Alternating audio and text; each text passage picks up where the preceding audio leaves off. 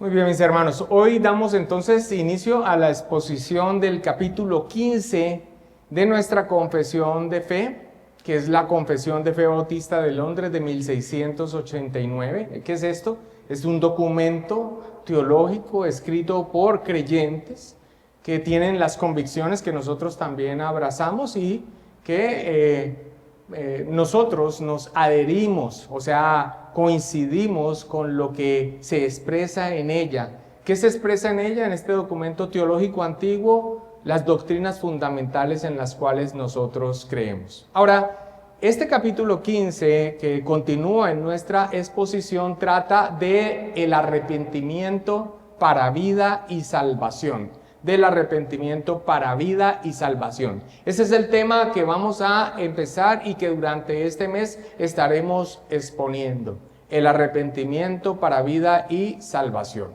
Ahora, antes de ir a la exposición de lo que este capítulo nos enseña con respecto al arrepentimiento, es necesario que nosotros nos detengamos en dos aspectos para su mejor entendimiento. Es muy necesario que nos detengamos en ellos. El primero es su ubicación, o sea, ¿por qué está aquí este capítulo 15 con este tema del arrepentimiento? Esto es importante. Y el otro, que va a parecer tal vez técnico, pero hermanos, les digo que desde las exposiciones que hemos tenido en el pasado, incluso las que han quedado grabadas en nuestro estudio en el canal de YouTube, hemos podido tener acceso a materiales que han venido saliendo sobre la historia de nuestra confesión y los por qué y los que lo motivaban, y que creemos ahora que sin ellos no pudiéramos entender tan claramente aspectos como, por ejemplo, ¿por qué está este capítulo aquí y las particularidades que nosotros vamos a encontrar de este capítulo? Usted va a leer ahorita el párrafo 1 y seguro que lo va a entender, pero va a quedar con el cuestionamiento de, ¿pero por qué dicen esto y en este momento en un tema que está arrancando a presentarse, que es del arrepentimiento? Ni siquiera va a arrancar a hablar de la naturaleza del arrepentimiento, o sea, ¿qué es el arrepentimiento? Y hermanos, esta parte que dedicaremos gran parte de nuestra enseñanza a las particularidades de este capítulo, si no lo entendemos, vamos a estar como tratando de intuir qué motivó a estos hombres, a esta redacción para que quedara así, y vamos a tratar como de presentar alternativas, pero hermanos, seguramente al no tener conocimiento de la historia y las motivaciones, pues no lo vamos a entender. Pero hoy vamos a quedar con esa riqueza, Dios mediante. Así que antes de entrar a la exposición del párrafo 1, vamos a ver entonces estos dos aspectos. ¿Por qué está este capítulo aquí en este momento y las particularidades de este capítulo? Empecemos entonces con la ubicación del capítulo 15. Es importante que tengamos presente por qué se encuentra este capítulo aquí en la confesión, aquí en este lugar. En la secuencia general que venimos dando de la exposición de la confesión de fe, hemos contemplado primero los actos salvadores de Dios en los capítulos anteriores, sus obras soberanas y misericordiosas, o sea, el obrar de Dios para salvación, el llamamiento eficaz. Después vimos la justificación, después vimos la doctrina de la adopción, después vimos la doctrina de la santificación. Esto lo vimos en el capítulo 10, 11, 12 y 13. Los actos salvadores de Dios, sus obras soberanas y misericordiosas. Y después pasamos a las respuestas y compromisos de quienes son receptores de ese llamamiento eficaz, o sea, de ese obrar salvífico y misericordioso en la vida de la persona que es llamado eficazmente por el poder del Espíritu Santo. Y cuando hablamos de llamamiento eficaz, entendemos también que allí se está hablando de regeneración. Eso lo vimos en su momento. Esa es entonces la secuencia que se lleva. Y en este momento de la exposición de la confesión, nosotros nos encontramos en esas respuestas humanas a esos actos o a ese acto divino salvífico que tiene que ver con aquellos que son llamados eficazmente. Estamos en el momento de la respuesta humana que brota del que ha sido llamado eficazmente por Dios para salvación. O sea, cuando Dios obra en una persona poderosamente por el Espíritu Santo mediante la predicación de la palabra del Señor, llamándole eficazmente y transformando su corazón, regenerándolo, santificándolo, adoptándolo, justificándolo, la respuesta que se da. Ahora, en esas respuestas, en el capítulo pasado que ya fue expuesto por el pastor Pablo Andrés, vimos la fe salvadora. Y ahora pasamos a ver el arrepentimiento para vida y salvación. Y la razón entonces de este orden en la secuencia que presenta la confesión de fe es que la fe y el arrepentimiento, la fe, que fue lo que vimos en el capítulo pasado, y el arrepentimiento son dones, regalos de la gracia divina para salvación que siempre van juntos, siempre van juntos. Son los componentes inseparables de lo que conocemos como nuestra conversión. La conversión. Dice John Murray, el arrepentimiento es la hermana gemela de la fe. No podemos pensar en uno sin el otro, por lo que el arrepentimiento está unido en la fe, en el orden de la salvación. La conversión es simplemente otro nombre para el arrepentimiento y la fe unidos. Y por lo tanto está encerrada en el arrepentimiento y la fe. Juan Calvino expresó, no lo tengo ahí en pantalla, pero escucha. El arrepentimiento, expresó Calvino, el arrepentimiento no solo sigue a la fe, sino que nace de ella. Nadie se vuelve a Dios sin antes creer en su misericordia. Y Charles Spurgeon expresó, la fe que salva nunca viene sola, siempre trae consigo al arrepentimiento como su inseparable compañero. El apóstol Pablo, hablando a los ancianos de la iglesia de Éfeso, que los citó en Mileto cuando él iba para Jerusalén y que ya se le había advertido por parte del Señor que iba a ser prisionero, les insta a seguir con su labor y les dice en Hechos 20, 20 al 21, y como nada que fuese útil he rehuido de anunciaros y enseñaros públicamente y por las casas, testificando a judíos y a gentiles acerca del arrepentimiento para con Dios y de la fe en nuestro Señor Jesucristo. La predicación del Evangelio, fe en el Señor Jesucristo y arrepentimiento. Y asimismo nosotros encontramos en el Evangelio de Marcos que nos dice que después de que Juan el Bautista fue arrestado, Jesús vino a Galilea predicando el reino de Dios, diciendo, el tiempo se ha cumplido y el reino de Dios se ha acercado. Y dice que arrepentidos y creed en el Evangelio. Allí en este creer en el Evangelio obviamente entendemos que involucra la fe, el creer. Jeremy Walker, quien es el encargado de comentar este capítulo en la nueva exposición de la Confesión de Fe Bautista de Londres de 1689, que es el trabajo que hizo nuestro hermano Rob Ventura editando todos estos comentarios, escribe sobre esos dones de la gracia divina que siempre van juntos, fe y arrepentimiento, lo siguiente. La fe y el arrepentimiento se pueden distinguir, o sea, no son lo mismo, podemos distinguirlos, pero no se pueden dividir y nadie debe intentar hacerlo. La verdadera fe siempre está bañada, teñida de verdadero arrepentimiento. Cristo salva por la fe y no debemos dar ese lugar al arrepentimiento. Sin embargo, una fe que no conoce el dolor por el pecado, con anhelo de santidad y una obediencia cada vez más completa a la voluntad de Dios en Cristo, no es una fe salvadora. Dan ganas como de volverlo a leer ese último pedazo, lo voy a volver a leer.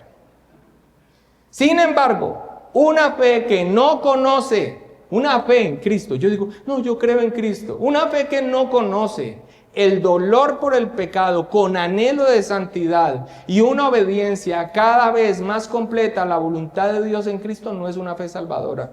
Por lo tanto, es apropiado y útil tener fe y arrepentimiento juntos en la confesión. ¿Cuál es entonces el aspecto que estamos viendo antes de entrar en el estudio? La ubicación, el porqué de la ubicación de arrepentimiento. Berkhof expresa: el verdadero arrepentimiento nunca existe excepto en conjunción con la fe. Mientras que, por otro lado, donde haya verdadera fe, también habrá verdadero arrepentimiento. Ambos no son sino diferentes aspectos del mismo volverse. Un volverse del pecado en dirección hacia Dios. Debe tenerse en cuenta que ambos no pueden separarse. Son simplemente partes complementarias del mismo proceso. Volverse es convertirse. Conversión, volverse a Dios. ¿Y ese volverse a Dios de qué? De la ruta que nosotros íbamos, del pecado, de nosotros mismos, lejos de Dios, enfocados tan solo en nosotros y en nuestros deseos pecaminosos. Y la conversión implica entonces un volverse en fe y arrepentimiento. Como lo vamos a ver ahora, sobre todo al final, ese volverse es cambiar de ruta en esa línea que nosotros llevamos. Y este es el énfasis que se ha hecho del arrepentimiento. Y creo que aquí nos es apropiado y edificante dar una definición de ese volverse, o sea, de esa conversión que está compuesta de la fe en Cristo, doctrina que acabamos de exponer con el pastor Pablo Andrés, y arrepentimiento, tema que apenas vamos a empezar a abordar, y recurriendo nuevamente a esa claridad y precisión de Louis Berkhof en su definición de las doctrinas bíblicas, En este caso, la conversión, dice, es un cambio que está arraigado, o sea, que está fundamentado en la conversión. Estamos hablando de la conversión que tiene los dos aspectos, fe y arrepentimiento. Es un cambio que está arraigado en la obra de regeneración y que es efectuado en la vida consciente del pecador por medio del Espíritu de Dios. Un cambio de pensamientos y opiniones, de deseos y voliciones, que implica la convicción de que la dirección anterior de la vida era necia y errónea. ¿Has experimentado eso cuando te predicaron el Evangelio? Porque si no, pero yo iba bien. A mí me invitaron a la iglesia y me pareció chévere. Por eso, pero experimentaste que la ruta que llevabas en tu vida era una ruta desagradable a Dios, necia. No, mira que no. ¿En serio? Bueno, aunque ya hablaremos un poco más de esto en este mismo capítulo. Entonces continúa diciendo en este mismo párrafo: un cambio de pensamientos y opiniones, de deseos y voliciones que implica la convicción de que la dirección anterior de la vida era necia y errónea y altera el curso entero de la vida. Es el acto consciente resultante del pecador regenerado, por el cual él, a través de la gracia de Dios, regresa a Dios en arrepentimiento y fe. Maravillosa esta expresión definitivamente de Berkhof. Como lo expresó R.C. Sproul, no está ahí en pantalla, la fe es la mano que recibe a Cristo. El arrepentimiento es el giro de 180 grados que aparta del pecado para abrazarlo a Él. La fe es la mano que recibe a Cristo. El arrepentimiento es el giro de 180 grados que aparta del pecado para abrazarlo a Él, decía R.C. Sproul. Esta es la razón entonces del lugar de este capítulo sobre el arrepentimiento para vida en nuestra confesión. Porque la fe y el arrepentimiento son las dos caras de la misma moneda, la conversión. Fe y arrepentimiento siempre están juntos. Nos negamos a que alguien profese fe y que no se vea en su vida arrepentimiento. No, pero recién en la conversión, tal vez eso no lo logremos ver. Pero como lo veremos en este capítulo, el arrepentimiento siempre tendrá frutos. La Biblia se refiere a ello como frutos dignos de arrepentimiento. No, yo sí creo en Cristo y sigues por el mismo rumbo. Fe y arrepentimiento. No solamente hemos aprendido aquí por qué están aquí en la confesión de fe, capítulo 15 después de la fe, hace parte de la conversión, sino que nunca están separados para la verdadera salvación. Nunca. Entendido esto, entonces pasemos a ver algunas particularidades de este capítulo del arrepentimiento en nuestra confesión de fe. Y mis hermanos, esta parte va a parecer un poco técnica, pero nos es necesario referirnos a estas particularidades del capítulo 15 antes de entrar en la enseñanza en sí del tema del arrepentimiento que se desarrolla en sus párrafos, porque este capítulo 15, como lo expresa el doctor James Renihan, es inusual. Su capítulo equivalente en la confesión de fe de Westminster, o sea, esa es la confesión de fe de nuestros hermanos presbiterianos reformados, que es la base de nuestra confesión de fe, fue reescrito por completo en la confesión de fe de Saboya. Y la confesión de fe de Saboya es la confesión de fe de nuestros hermanos congregacionalistas, también reformados en su teología. Y es de la confesión de fe de Saboya adoptada que nosotros los bautistas particulares, o ellos los redactores de nuestra confesión de fe, lo tomaron. Ahora, como lo explica el doctor James Renihan, el motivo del cambio de esa expresión preciosa que se encuentra en Westminster para que los congregacionalistas la cambiaran por completo y los bautistas particulares prefiriéramos tomarlas de los congregacionalistas no está claro a una rápida lectura de inmediato. Y él, que es un experto en la historia detrás de las confesiones, recurre para poder entender por qué se tomó, si es que ustedes leen, como lo vamos a hacer en las siguientes enseñanzas, Dios mediante, la confesión de fe de Westminster sobre el arrepentimiento es preciosísima y a ella decimos amén. Pero poder entender por qué los congregacionalistas, John Owen, Saboya, cambian y los bautistas particulares lo adoptan, no es fácil. Él, que es un experto en confesionalidad y en historia en estos asuntos, recurre al prefacio de la declaración de Saboya, donde expresan que aunque asienten plenamente a la confesión de fe de Westminster en su sustancia, que es la base de la confesión congregacionalista y la nuestra, dicen que hemos agregado algunas cosas.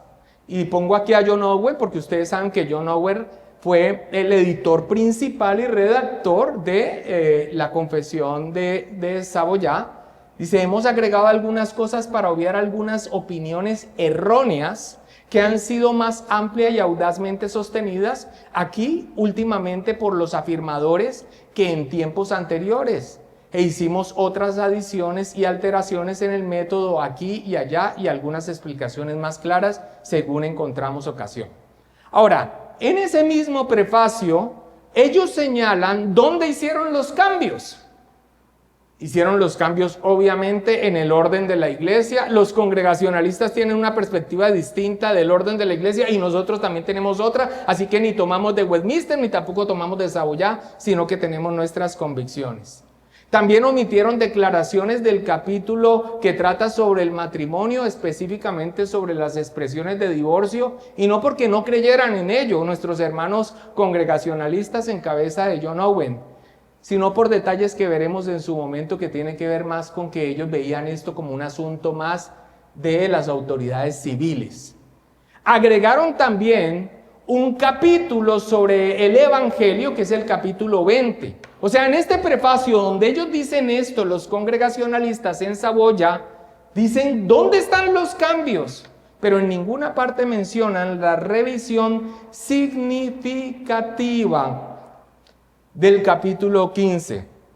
Sin embargo, James Renihan se inclina a pensar que la razón del cambio del capítulo 15 es opiniones erróneas que han sido más amplias y audazmente sostenidas aquí últimamente por los afirmadores que en tiempos anteriores, que es lo que decía ahí en el prefacio.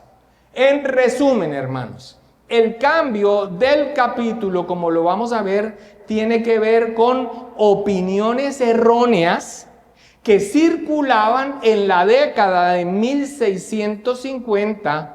Y el cambio del capítulo no necesariamente es por un cambio con el entendimiento sobre el arrepentimiento de nuestros hermanos presbiterianos en la Confesión de Fe de Westminster, porque por cierto está hermosamente expresado en su confesión, a la que nosotros podemos decir plenamente amén. Así que tiene que ver entonces con opiniones erróneas que para esa década de 1650 rondaban y que obligan a nuestros hermanos de Saboya a dar en su confesión algo distinto, y los bautistas particulares, como lo vamos a ver, dicen nosotros también adoptamos esta situación. ¿Entendieron entonces esa particularidad? Habiendo explicado ya la razón del lugar de este capítulo, aunque no la hemos profundizado en ella, la razón del lugar del capítulo y la posible razón de su particularidad, que vamos a ampliar ahora mismo al entrar en la enseñanza, pasemos a la exposición del párrafo 1, que trata del lugar del arrepentimiento. Ya vimos entonces ubicación y particularidades de ese capítulo 15, aunque eso lo vamos a profundizar. Pero de esto trata el párrafo 1. El párrafo 1 entonces dice así. ¿El tema cuál es? Entonces, el arrepentimiento para vida y salvación. Y este párrafo 1 trata del lugar del arrepentimiento. Ya vamos a entender en qué sentido. El párrafo 1 dice así: a aquellos de los elegidos que se convierten en la madurez, habiendo vivido por algún tiempo en el estado natural y habiendo servido en el mismo a diversas concupiscencias y placeres, Dios, al llamarlos eficazmente, les da arrepentimiento para vida. ¿Notan ustedes algo raro en la expresión, en la definición? San Waldron pregunta: ¿solo los que se convierten en años más maduros reciben el arrepentimiento? Porque leamos: a aquellos de los elegidos que se convierten en la madurez, habiendo vivido por algún tiempo en el estado natural y habiendo servido en el mismo a diversas concupiscencias y placeres, Dios, al llamarlos eficazmente, les da arrepentimiento para vida. San Waldron pregunta: ¿solo los que se convierten en años más maduros reciben el arrepentimiento? Y responde: no debemos pensar que hay algún error en el pensamiento de quienes escribieron estos párrafos. Dice Waldron: la respuesta de la confesión a la pregunta planteada anteriormente es claramente una no. Los párrafos 2 y 4 van a aclarar que todos los creyentes se arrepienten, incluso personas menores, y por lo tanto reciben el arrepentimiento de Dios. Aquí es importante señalar que este capítulo, en este capítulo, la Confesión de Fe de Londres adopta la revisión bastante extensa que hacen de la Confesión de Fe de Westminster, John Owen y los autores de la Declaración de Fe de Savoy. Esta es una razón más por la que no debemos concluir que la confesión enseña que no todas las personas necesitan arrepentirse para ser salvas y tan solo los que han entrado en una edad más madura porque han vivido una vida mayor de pecado. Tales hombres sabían, o sea, los que escribieron la Confesión de Fe de Saboya, que el arrepentimiento es absolutamente necesario para que uno sea salvo. Entonces, ¿por qué los congregacionalistas cambiaron el lenguaje refinado y tan apropiado para una confesión de fe como el que maneja Westminster al tratar el arrepentimiento? ¿Y por qué los bautistas particulares adoptaron esta forma? La respuesta parece descansar en la cuestión de la salvación de los niños. Y cuando hablamos de la salvación de los niños se refiere a los niños que mueren en el vientre o en su infancia. Parece, mis hermanos, que es realmente la razón de la redacción de este capítulo. Muy bien. Ahora,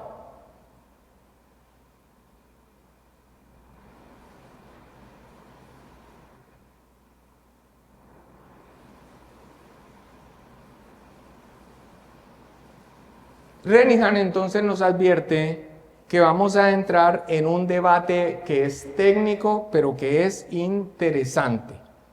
Y la pista más importante para entender el porqué de este párrafo la encontramos en la obra de John Owen que escribió en 1654, que es La doctrina de la perseverancia de los santos.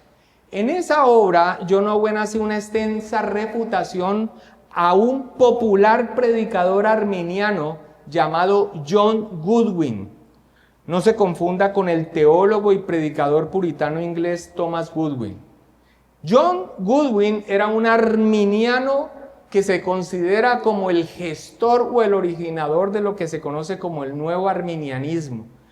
Una fe totalmente racionalista de las doctrinas. Ahora, Owen en su obra refuta la falsa enseñanza que ese hombre hacía sobre la regeneración y cómo se relaciona esa falsa enseñanza que él daba sobre la regeneración con el falso entendimiento, ese falso entendimiento que tenía de la regeneración, cómo se relaciona con la salvación de los infantes no natos o los infantes o los niños que mueren en su infancia. El resumen que Owen hace de la falsa enseñanza de ese hombre con respecto a la regeneración es este. Según John Goodwin, la regeneración es el regreso de los hombres al buen estado y condición en que nacieron después de haber degenerado en caminos de maldad. O sea, para John Goodwin, la regeneración es básicamente volver al estado en que nacen los bebés, o sea, puritos e inocentes. No sé si vas tomando el sentido de la enseñanza de este hombre John Goodwin. Y ese entendimiento, entonces, de que los niños nacen puros, inocentes y sin pecado, cuando lo traemos en cuanto a los infantes o bebés que al morir mueren y son salvos, implica entonces, según esa enseñanza, pues que ningún niño que muere en su infancia o en el vientre necesita ser regenerado. O sea que, así como está, al morir simplemente entra a la presencia del Señor porque Él ya es puro. Que todos son aceptados por Dios a través de Cristo debido a las buenas cualificaciones que hay en ellos, o sea, los bebés que mueren en ese estado. Y que la regeneración, esto ya no solamente a los bebés, sino a cuanto a todos los hombres que supuestamente son regenerados, es el regreso de un hombre al estado en el que nació. En resumen, lo que ese hombre enseñaba e implicaba para este tema es que los bebés que mueren son salvos por su inocencia, porque realmente la regeneración es volver a ese estado como en el que ellos murieron. Ahora, nosotros por el testimonio de las Escrituras rechazamos esta falsa enseñanza de la regeneración, y en cuanto a la salvación de los bebés que se salvarán, pues nosotros ya hemos expresado en nuestra confesión de fe en el capítulo 10, el versículo 3, que los niños elegidos que mueren en la infancia son regenerados y salvados por Cristo por medio del Espíritu, quien obra cuando, dónde y como quiere. Así lo son también todas las personas elegidas que sean incapaces de ser llamadas externamente por el ministerio de la palabra. O sea, creemos, y sobre estos últimos se refiere a aquellos que tienen una incapacidad cognitiva radical para entendimiento y responsabilidad.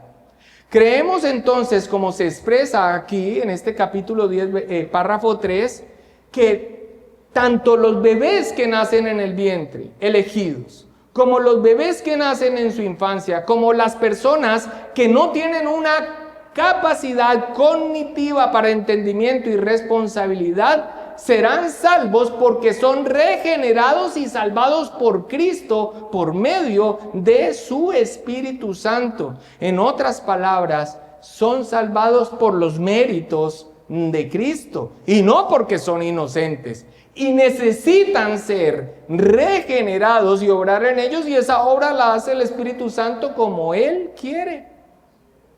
Ahora, dejemos esto en pausa que acabamos de explicar y veamos esta otra situación que se presentaba para esta fecha. Se acusaba falsamente a los bautistas particulares de que enseñaban que todos los niños o bebés que mueren en la infancia están condenados. De eso nos acusaban. Esa es una tergiversación, era una tergiversación. ¿Por qué? ¿De qué? Del énfasis que nosotros hacemos que el bautismo debe ser administrado a ¿quiénes? ¿Qué creemos nosotros? A creyentes solamente. O sea, personas que profesan fe y arrepentimiento. Si un bebé no tiene la capacidad de ejercer entonces fe, pues entonces no debe ser bautizado. Nosotros no bautizamos bebés, ¿cierto?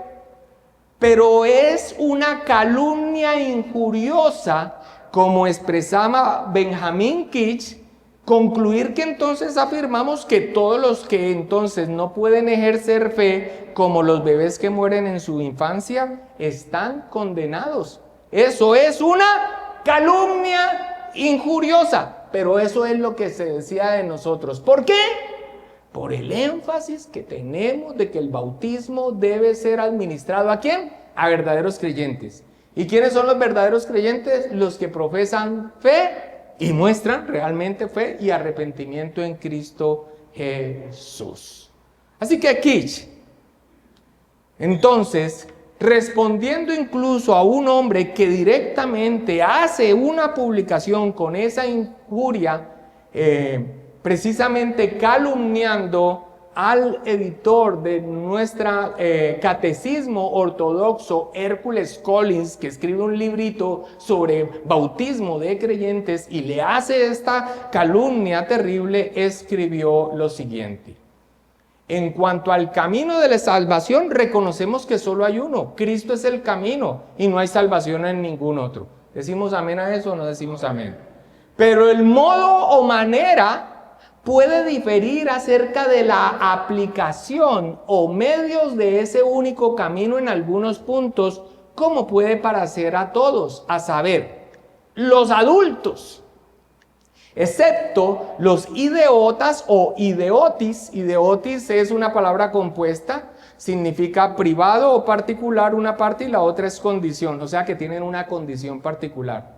Está refiriéndose entonces a las personas que tienen una limitación cognitiva de razonamiento y moral como para ejercer fe y arrepentimiento. Ok, los adultos, excepto a estas personas, no se salvan sin el acto y el ejercicio de la fe. Los infantes moribundos sí. Cuando habla de infantes moribundos son los infantes que mueren entonces en una edad de incapacidad de ejercer fe y arrepentimiento. Dice, el adulto no se salva sin arrepentimiento real, pero los infantes moribundos sí. Y los adultos no se salvan sin la mortificación del pecado, sin tomar la cruz y sin seguir a Cristo. Pero continúa diciendo, aunque no está en pantalla, pero los infantes se salvan sin ninguno de estos o cualquier otro acto sagrado de obediencia en absoluto. ¿Qué es entonces lo que está respondiendo Benjamín Kitch? Ustedes están afirmando que nosotros como bautistas particulares, hacer el énfasis de que el bautismo solamente era para creyentes, estamos diciendo entonces que todos los niños que nacen en el vientre o en una edad de infancia donde no pueden ejercer fe y arrepentimiento, y las personas con limitaciones, todos ellos se van a condenar. Eso es una injuria y eso es una mentira. Nosotros creemos que la salvación solamente es en Cristo, pero la manera de aplicarla puede diferir. En los adultos siempre tiene que haber fe y arrepentimiento. En los adultos nadie se puede salvar sin arrepentimiento, y voy a hacer énfasis en esto en un nivel pastoral. El punto 3, en los adultos nadie se salva sin la mortificación del pecado y sin tomar la cruz y sin seguir a Cristo. Hola, ¿cómo está de rebajada la fe en este tiempo? Con los futuros pastores y con el pastor Pablo Andrés tenemos una preocupación enorme de hacia dónde se está tergiversando el entendimiento de aquellos que se profesan creyentes reformados. Parece ser que lo único que entendieron de la gracia de Dios es que son salvos por gracia. Y que no importa entonces lo que se vea en la vida de esa persona. No, es que es salvo por gracia. Y no importa entonces lo que se vea en la vida de esa persona. No, ¿en serio? Esa no es la profesión de nuestra fe. Aquí a 5 locales queda creciendo en gracia. A 5 locales queda creciendo en gracia. Estas son nuestras convicciones. Un creyente verdadero se salva con el acto y el ejercicio de la fe. Sí, un creyente verdadero mediante el arrepentimiento real y mediante la mortificación del pecado. No hay manera sin tomar la cruz y sin seguir a Cristo. Una persona entonces dice, soy creyente, está un tiempo en la iglesia y después vive una vida de inmundicia y uno dice, no, pero es salvo. Es salvo. No, y mira que se arrepintió. ¿En serio? ¿Qué es lo que se muestra? ¿Qué es lo que se muestra? No es que dijo que se arrepintió, no, papá, es que no sirve lo que dice que se arrepintió. La Biblia nos advierte que hay que tener una pausa porque hay que esperar frutos dignos de arrepentimiento, como lo vamos a ver. Por eso en estos casos hay que tener prudencia y pausa, porque si no, vamos a vivir esto que nos tiene con los pelos de punta, aunque confiamos en la providencia de Dios, de que se empieza a aguar nuestra fe de una manera terrible, pues. Cierro paréntesis pastoral y de preocupación. Ahora, a través de esta cita, la afirmación entonces de nuestro párrafo queda claro. ¿Cómo así? Renihan lo explica así. Como los teólogos puritanos ortodoxos se negaban a condenar a los infantes al castigo eterno, puesto que no habían cometido pecados regales, el arrepentimiento no era necesario para ellos.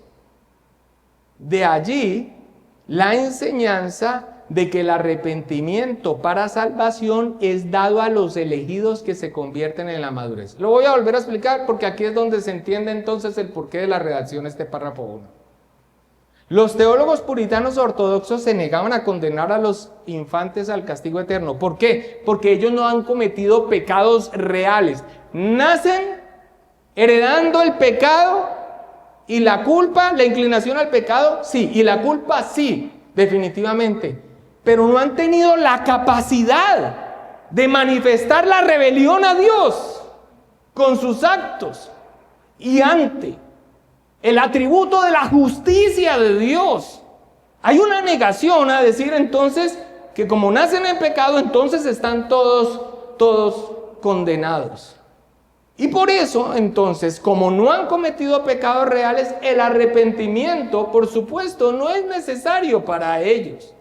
Ni siquiera han ejercido la voluntad para rebelarse contra Dios. De allí que la enseñanza de que el arrepentimiento, lo que encontramos en el párrafo 1, para salvación es dado a los elegidos que se convierten en la madurez.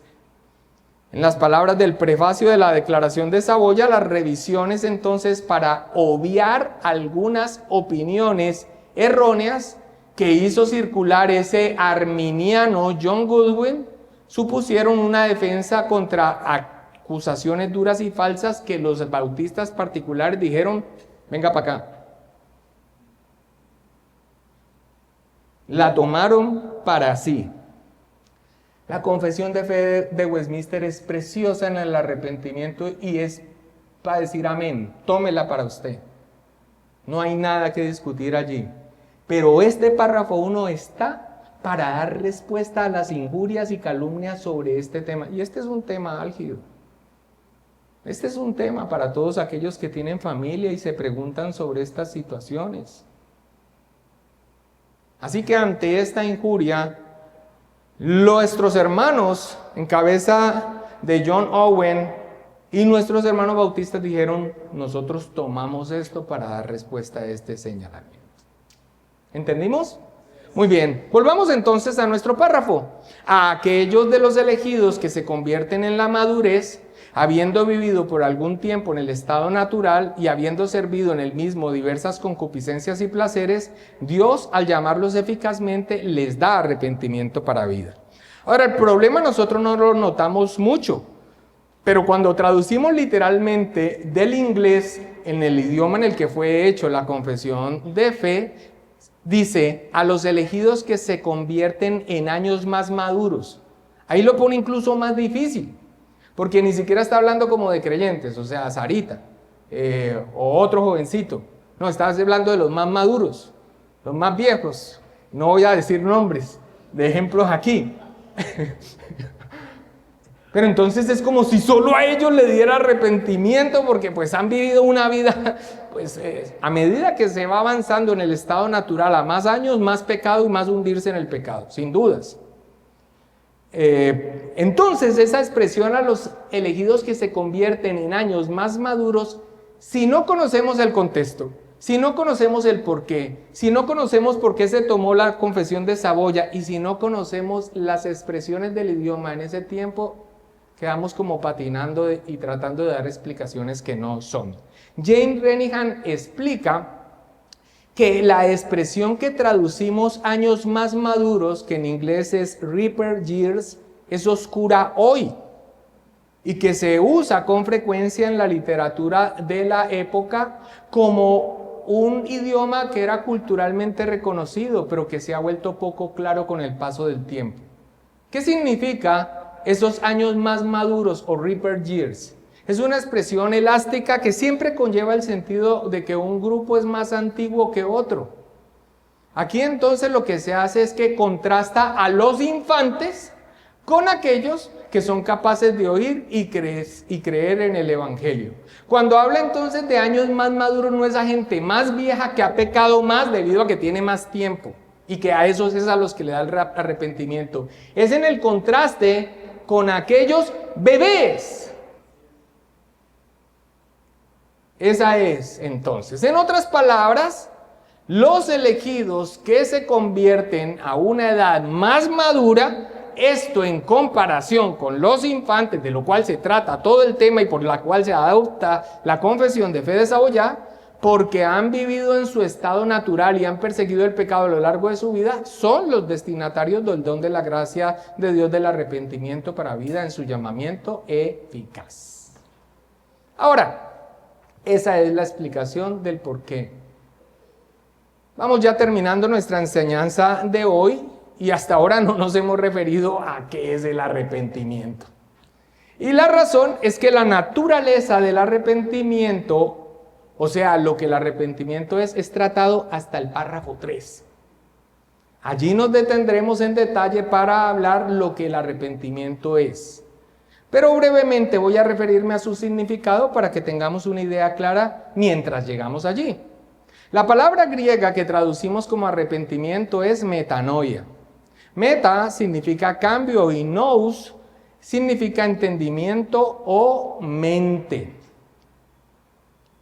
Literalmente es un cambio de mente o entendimiento, un cambio de mente o transformación del pensamiento, pero es en un sentido profundo y existencial, no meramente intelectual.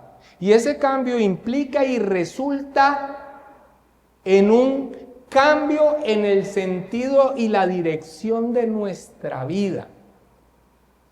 Ese cambio de mente no es netamente un cambio de ideología, un cambio de pensamientos, una nueva perspectiva. Es algo profundo y existencial y que implica un cambio en el sentido o la dirección que nosotros llevábamos antes de que Dios obrara salvación y la respuesta nuestra fuera fe y arrepentimiento. Berkov expresa: cambio generado en la vida consciente del pecador por el cual él se aparta del pecado. Arrepentimiento. Fe en Cristo, sí. ¿Fe en Cristo? ¿Crees en Cristo para salvación? Sí, yo creo en Cristo para salvación. Ok. ¿Qué es lo que no puede ir solo en la conversión? Fe. No puede ir solo fe y arrepentimiento. No van solos. Es solamente por la fe en Cristo, sin lugar a dudas. Pero la fe verdadera implica un cambio. No se puede abrazar al Santísimo y continuar por la ruta de la maldad. Cambio generado en la vida consciente del pecador por el cual él se aparta del pecado. El significado teológico en el Nuevo Testamento es entonces un cambio radical. El arrepentimiento implica abandonar el pecado, no solo en mentalidad, sino en acciones, y volverse entonces a Dios. No es solo remordimiento, sino una reorientación total de la vida. Pero es que pecamos, y es que cedemos, y es que fallamos. Sí, como cuestiones excepcionales. Pero lo que todo el tiempo debe estar en la mente es buscar ir a Dios, porque sé que esto ofende a Dios. De hecho, antes pecábamos y ahora cuando pecamos no tenemos tranquilidad. No hay paz. Mientras callé, se secaron mis huesos. Porque no es ya para nosotros esa vida. Por eso confesamos y nos apartamos. Y entonces hay ese bálsamo para nuestras almas. ¿Pecamos? Sí. Sí, pero no es el camino que continuamente andamos en él. Un giro radical. También, sin lugar a dudas, es una respuesta al Evangelio en la conversión. Jesús lo vincula directamente a la fe. Arrepentíos y creed en el Evangelio, dice Marcos 1:15. Y también tiene una dimensión ética que ya hemos señalado aquí. O sea que produce frutos visibles como justicia, humildad y obediencia. Ese es entonces, mis hermanos, el significado teológico antes de entrar a partir del párrafo 3 en todas las expresiones que tenemos para nosotros de qué es el arrepentimiento. Ahora, volviendo al párrafo, cuando dice, habiendo vivido por algún tiempo en el estado natural. ¿Usted sabe cuál es el estado natural? El estado natural es el estado en el que nacen todos los hombres. Y este es un punto, mis hermanos. Algunas personas creen que en la fe reformada el problema está con la predestinación. o con la elección incondicional, o que el problema está con la expiación limitada. ¿Por qué murió Cristo? No le han pegado al asunto. ¿Usted sabe dónde está el quid del asunto?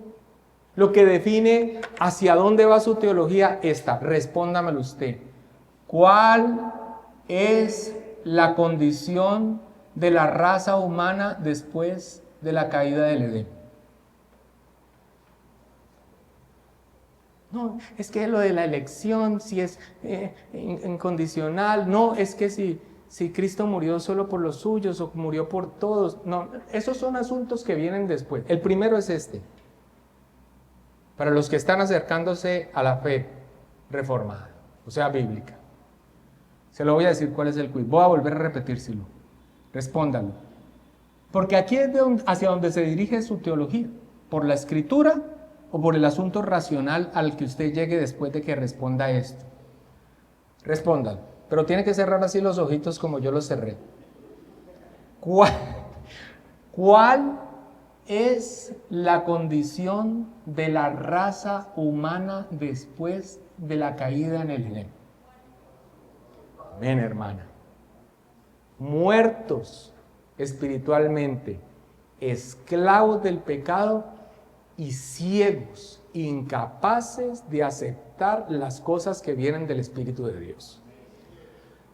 Ok, hacia allí, todo lo demás en las doctrinas de la gracia se entienden perfectamente, no hay resistencia. Si usted no tiene claro eso, ahora, si usted tiene claro eso y después trata de rivalizar con otro, usted no está siendo consecuente, le falta un toquecito de estudio, pero va bien, va bien. Pero si usted no tiene claro cuál es esta condición, entonces usted va a decir, no, está enfermito. Entonces usted dirá como un buen arminiano, el hombre tiene la capacidad por sí mismo de hacer actos de bienes espirituales para atraerse a sí mismo la salvación. Estamos hablando de que tiene la capacidad de sí mismo de ejercer fe en Cristo para salvación sin la intervención del Espíritu Santo. Bienvenido, hermano arminiano, por acompañarnos un tiempo, pero de aquí vas a salir corriendo. Estamos entendiendo, pastor, ¿por qué vas por allí? Porque no puedo dejar de ser pastor aún en la enseñanza de esta clase. Y estos asuntos son supremamente importantes. Entonces, ese es el hombre natural. ¿Cuál es el estado natural? Yo espero que la respuesta sea la bíblica. Y habiendo servido en el mismo diversas concupiscencias y placeres. Lo que señala es el estado al que nos volvemos, del que nos volvemos, por la gracia de Dios en la conversión. Y el texto de prueba que se refiere a ese estado y a la obra divina en nosotros cuando nos salvó es Tito 3:2-5. Que a nadie difamen, que no sean pendencieros, está hablando a creyentes, sino amables, mostrando toda mansedumbre para con todos los hombres, porque nosotros también éramos en otro tiempo insensatos, rebeldes, extraviados, esclavos de concupiscencias, deleites diversos, viviendo en malicia, envidia, aborrecibles y aborreciéndonos unos a otros. Pero cuando se manifestó la bondad de Dios nuestro Salvador y su amor para con los hombres, nos salvó no por obras de justicia que nosotros hubiéramos hecho, sino por su misericordia, por el lavamiento de la regeneración y por la renovación en el Espíritu Santo. Y ustedes recuerdan que fe y arrepentimiento, especialmente en el énfasis que hicimos del arrepentimiento, brota de un corazón regenerado. Y al final de nuestro párrafo dice: Dios, al llamarlos eficazmente, les da arrepentimiento para vida. La mención del llamamiento eficaz vincula el arrepentimiento a la acción del Espíritu Santo. Dios, al llamarlos eficazmente, les da arrepentimiento para vida. Berkov, hablando de ese cambio de rumbo que resulta en nuestra conversión, dice: es un cambio que está arraigado en la obra de regeneración y que es efectuado en la vida consciente del pecador por medio del Espíritu de Dios. Terminamos con esto. En fe y arrepentimiento, con el énfasis del arrepentimiento, hay dos lados de esta conversión, uno activo y otro pasivo. El primero es el acto de Dios, quedándonos con este asunto de que Dios al llamarlos eficazmente les da arrepentimiento para vida. A este es al que se refiere, el acto de Dios, el cual cambia el curso consciente de la vida del ser humano. Ahora, el segundo es el resultado de esta acción, como se evidencia en el cambio que el ser humano tiene en el curso de la vida y regresando a Dios. ¿Quién se arrepiente? Tú te arrepientes. Pero ese es el aspecto secundario, porque primero es Dios el que ha cambiado el curso consciente de tu vida por su Espíritu Santo. Por eso podemos hablar de una conversión activa, que es el acto de Dios por el que Él causa que el pecador regenerado en su vida consciente regrese a Él en arrepentimiento y fe. Ahora, ¿quién es el que se convierte? Tú. Esa es la conversión pasiva. Es el acto consciente resultante del pecador regenerado por el cual Él, a través de la gracia de Dios, regresa a Dios en arrepentimiento y fe. Estas son expresiones de Luis Berco. Por eso nuestro párrafo termina diciendo: Dios, al llamarlos eficazmente, le da arrepentimiento para vida. Él da el arrepentimiento y los elegidos lo ejercen cuando se les da. Y terminamos con esta expresión preciosa de Thomas Watson: el arrepentimiento es el primer suspiro del alma regenerada.